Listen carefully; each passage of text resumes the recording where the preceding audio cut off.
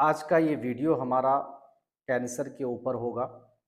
आज हम आप सभी को कैंसर के बारे में बताएंगे। कैंसर का इलाज क्या है? कैंसर कैसे होता है? कितने स्टेज का होता है? क्या कैंसर का इलाज पॉसिबल है या नहीं है? अगर पॉसिबल है तो फिर इतने लोगों की जानें क्यों जा रही है? लोग ठीक क्यों नहीं हो पा रहे हैं? कैंसर की बीमारी क्या सिर्फ गुटखा, बीड़ी, सिगरेट और गुल, तंबाकू इन सारी चीज़ों के इस्तेमाल से होता है, या फिर कोई और चीज़ भी है जिसका इस्तेमाल करने से कैंसर की बीमारी हो सकती है? नमस्कार, आदाब, अस्सलाम वालेकुम। मेरा नाम है हकीम मोहम्मद उबैदुर रहमान। आप सब देख रहे हैं रहमानी आयुर्वेदा। अगर अभी तक आप हमारे साथ नहीं जुड़े हैं तो आप हमारे साथ जुड़ जाएं, ताकि मैं आप सबको अच्छी सी अच्छी जानकारी आपके सेहत को लेकर के आपको आज मैं आप सभी को बताने वाला हूं कैंसर की बीमारी के बारे में।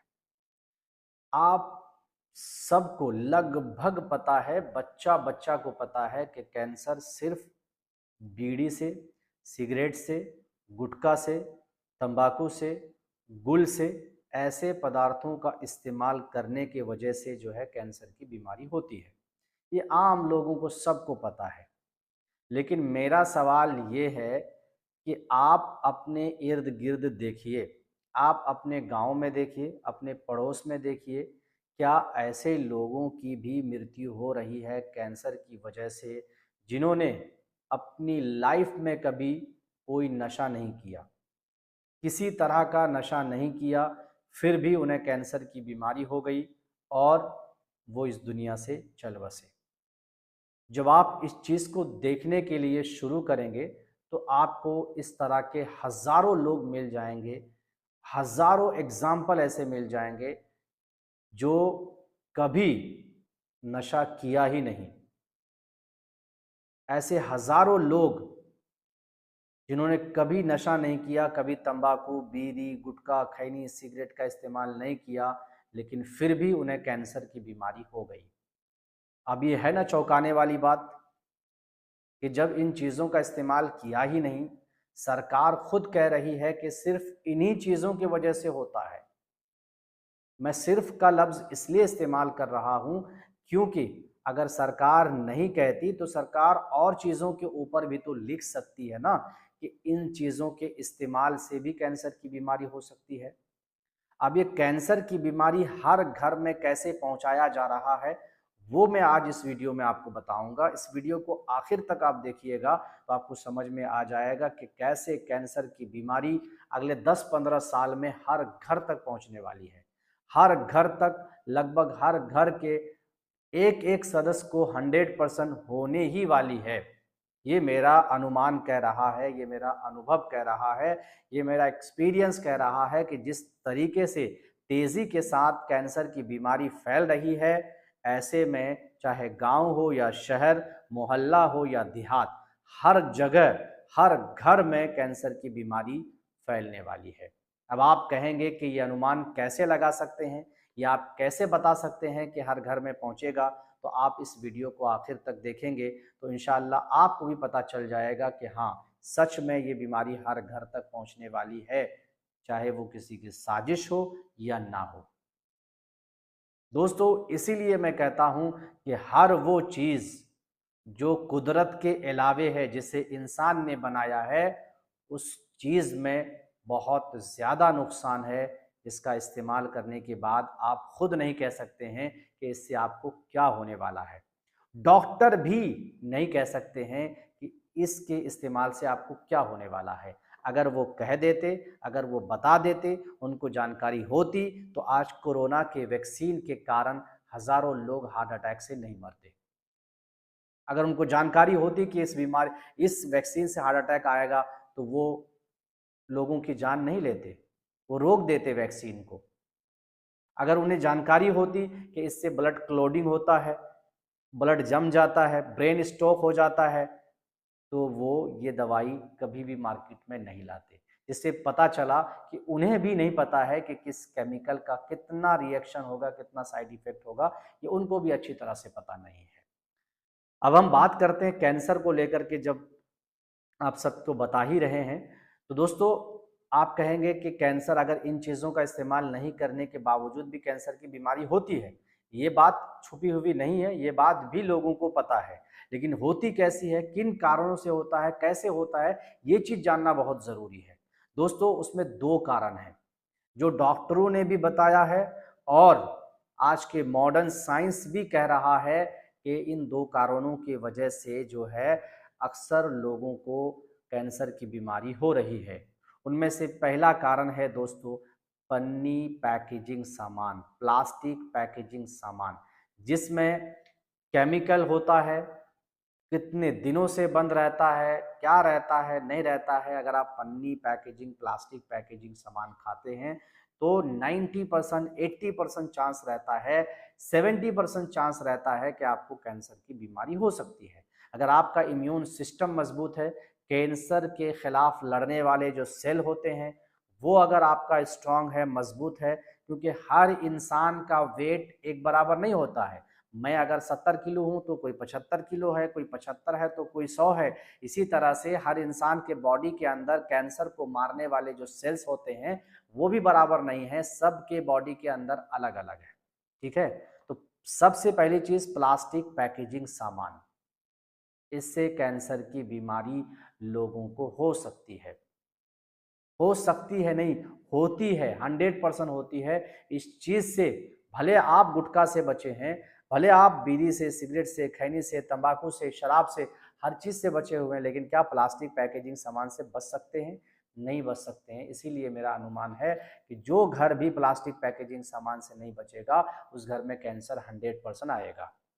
100% आएगा, चाहे आज आए, 2 साल बाद आए, 10 साल बाद आए, 15 साल बाद आए, लेकिन उस घर में कैंसर होगा ही होगा।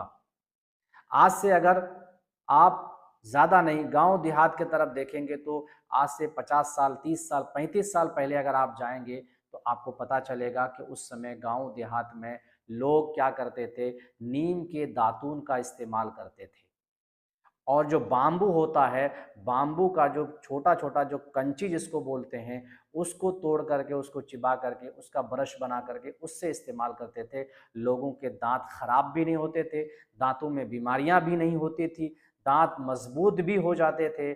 और नीम में ऐसे बैक्टीरिया है जिसके कारण दांत में दर्द नहीं होता था, मसूड़े नहीं फूलते थे, बहुत सारी ब्लड नहीं आता था। ये बहुत सारी ऐसी बीमारियां हैं, गैप नहीं होता था। जिन्होंने भी, आप ज़रा गौर कीजिएगा, जब आप मटन वगैरह खाते हैं, खस्सी का मीट वगैरह खाते हैं, तो आप देखिएगा कि आपके दांतों के बीच में जो है वो गोश्त जो है वो फंस जाता है, मांस फंस जाता है। फिर बहुत बेचैनी होती है, फिर उसको जो है खुरेद करके निकाला जाता है, निकालने की कोशिश करते हैं, निकालते हैं। ऐसा लगभग, मैं नहीं कह रहा हूँ कि सबके साथ ऐसा होता है, लेकिन 80% लोगों के साथ ये मामला है।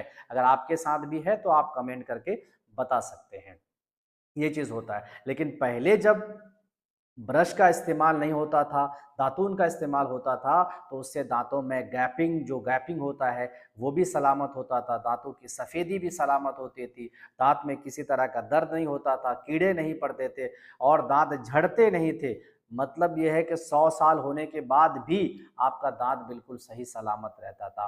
कारण है जैतून का दातून, या फिर मतलब नीम का दातून, या बांस का किसी भी चीज़ का दातून लेने से आपकी दांतों में बीमारियां नहीं होती है। और आज जो अंग्रेज जो है वो आपको थमा दिया है कोलगेट और ब्रश।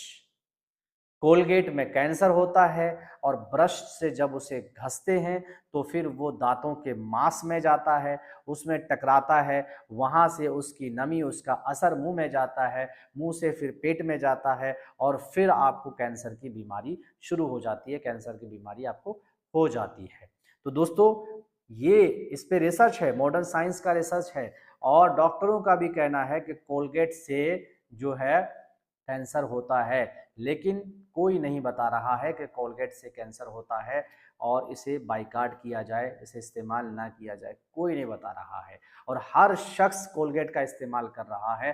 धड़ल्ले से उसका प्रचार भी होता है, प्रसार भी होता है, सब कुछ होता है। अरबों खरबों रुपए खर्च किए जाते हैं कोलगेट को बेचने के लिए और बहुत सस्ते में आपको कोलगेट दिया जाता है।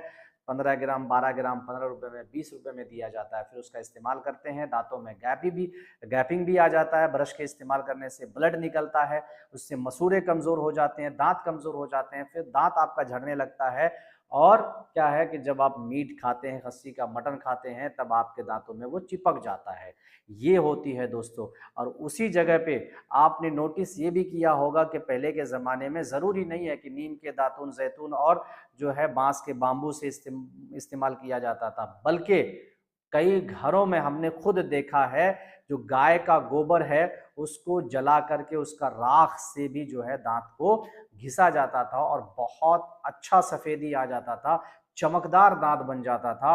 और उसके अलावा जो बाम्बू है या लकड़ी है उसके कोयले से भी लोग दांत घसते हैं। आज भी मैं अपने परिवार की बात कर रहा हूं, मेरे परिवार में कोई भी इंसान जो है ब्रश नहीं करता है, कोई भी इंसान ब्रश नहीं करता है।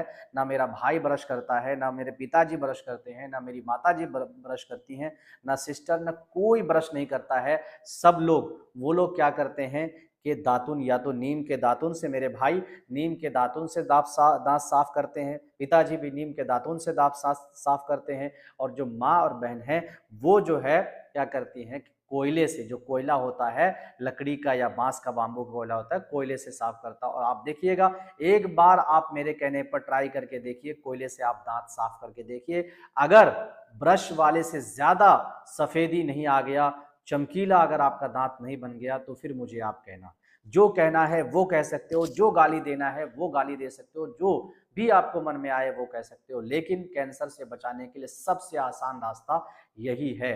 कैंसर को यही आपको बचा सकता है। चाहे आप जो है गुटखा, बीड़ी, खैनी, सिगरेट खाएं ना खाएं, लेकिन ब्रश करते हैं तो आपको कैंसर हो जाएगा। प्लास्टिक पैकेजिंग सामान अगर खाते हैं तो आपको कैंसर हो जाएगा।